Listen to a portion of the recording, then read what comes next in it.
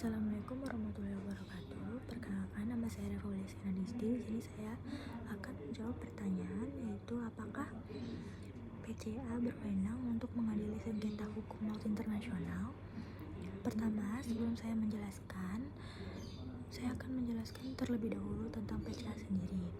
PCA sendiri adalah sebuah organisasi internasional yang berbasis di The Hague, Belanda, didirikan pada tahun 1899. Pada awalnya merupakan konferensi perdamaian Den Haag.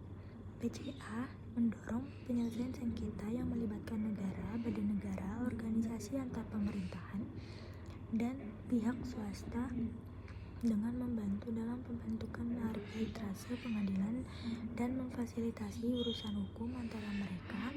PCA berbeda dari International Court of Justice yang bertempat di gedung yang sama, Peace Place, The Hague. Di PCA terdapat 117 negara anggota yang disahkan oleh Hague Peace Conference.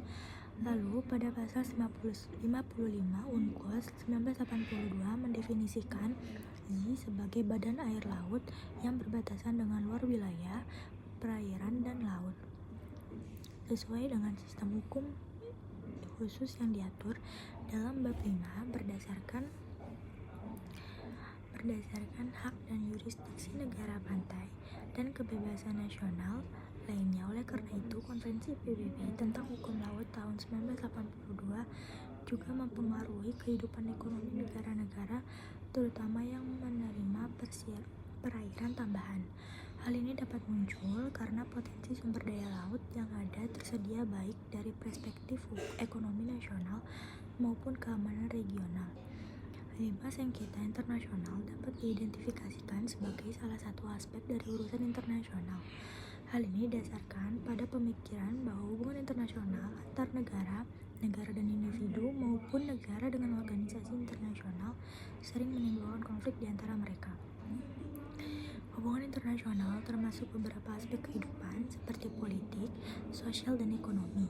Keenam, penyelesaian sengketa yang efektif adalah impian semua pihak yang terlibat dalam transaksi perdagangan domestik atau internasional. Ini memperhitungkan antara lain fakta bahwa konflik merupakan hambatan yang hampir mutlak untuk mencapai perakiraan bisnis. Sengketa perdagangan internasional menciptakan risiko merugikan yang tidak diinginkan dan dapat mendistorsi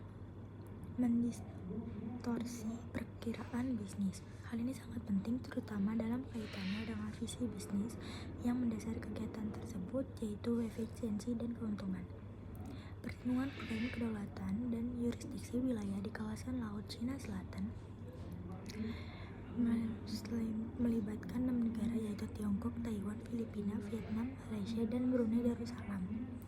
Sifat pola interaksi antar tiap negara tersebut menjadi lebih konfliktual dikarenakan kepentingan masing-masing negara terhadap Laut Cina Selatan, mengingat LCS mempunyai sumber daya alam yang sangat besar dalam sektor laut. Sejumlah aksi agresif yang dilakukan negara-negara yang berbatasan langsung dengan kawasan ini untuk melegitimasi setiap wilayah yang diklaim atas kepemilikannya. Klaim tersebut merujuk hingga kepada faktor historis, perhitungan ekonomi, dan pertimbangan geostrategis dari negara-negara yang terlibat. Konflik Laut Cina Selatan dipengaruhi oleh beberapa faktor seperti tidak adanya batas-batas wilayah maritim yang jelas, sebagaimana Laut Cina Selatan secara geografis berada di tengah-tengah negara tersebut di Asia Pasifik dan juga Asia Tenggara. Saya akan menjelaskan tentang UNCLOS, yaitu UNCLOS adalah perjanjian internasional yang mengatur hukum laut internasional secara umum. Sementara ICLOS adalah pengadilan khusus yang bertanggung jawab untuk mengadili sengketa yang timbul dalam konteks UNCLOS. UNCLOS menetapkan kerangka kerja hukum, sedangkan ICLOS memberikan mekanisme penyelesaian sengketa bagi negara-negara yang telah mengakui jurisdiksinya. Kembali ke pertanyaan, apakah PCA dapat berwenang untuk mengadili hukum? Apakah PCA dapat berwenang untuk mengadili sengketa hukum laut internasional? Jawabannya tidak, karena PCA tidak memiliki yurisdiksi langsung dalam mengadili sengketa hukum laut internasional. Tugas PCA sendiri lebih fokus pada penyediaan mekanisme, arbitrase, dan fasilitas penyelesaian sengketa. Sekian jawaban yang dapat saya sampaikan. Apabila ada salah kata atau kekurangan kata, saya mohon maaf. Wabillahi taufiq wal hidayah. Wassalamualaikum warahmatullahi wabarakatuh.